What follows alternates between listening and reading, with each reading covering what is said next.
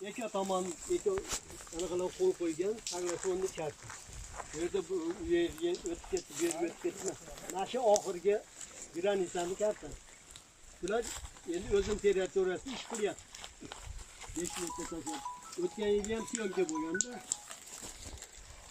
Ayla yo'q bu yerda bu aniq qilishga. Sözcülük kim gelip syomka qilgan? O'zbekiston keltiryapmi? Ne. Yo'qmi? Komissiya kelgan, komissiya. Komissiya Endi aytsa, kim bu yerda choy berdi, bir oqsoqol.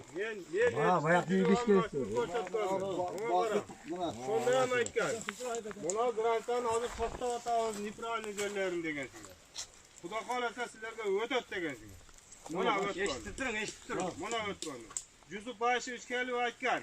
Xudo xolasa chechamiz, reshat etamiz, problemani sizlarning yesanglarga qoladi. Sizlarning jeringiz, sizlarning ota-bobolar yashagan degan.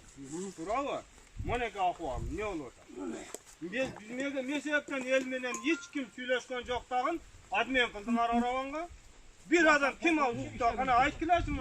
Aravonga emas, Qirg'iziston bo'yicha suylaydi. Buni hali Kuymo'yin yeri, Novqat yeri, Qorasud yeri degan yer yo'q. Birosa Qirg'iziston uchun beryapti. Respublika maktabdan O'shanda yapan Shermetu ayli hukumati. Vayni Kelkidan edi.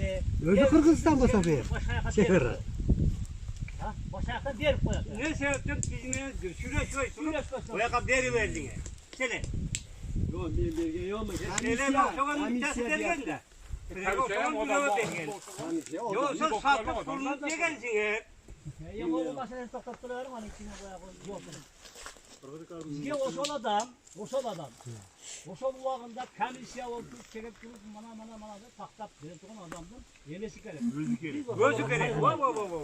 Komissiyasi kerak. mana o'tadi. Doktor keldi, baş sözü keldi. Kelip kırgın bir to'xtalganini qabasida asani achishimda so'zi bor. Bu yer to'xtalayotgan yer. Ko'rdi, servi nima qiladi? Unaqa berdi. Ana aytgan.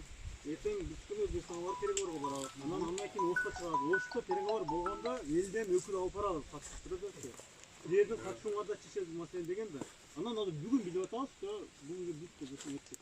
Анан эсен маселе азыр нараазычылык ошол жерде болуп атат. Bundayda farkı. Yerde faydası deyip durgan yer bunu eski. Bak termet oldu, kayıtınca faydası yok. yo'q, uni foydasi emas, yerni eserga yer beryapti degan. U bunday har kimni tushunishi bilanlar nima aytdi bu granitsani? Yo'q, nima qildi? Nega el menen kelishish kerak? Granitsadan ketiş gerekti. Bu granitsamız. Onu yerden granitsa nime kan? Kana Kartını açıp karasa. internetinizde. Kötüdün onu yaptan kettikler. Ha siz olsun kelip alıp almasın.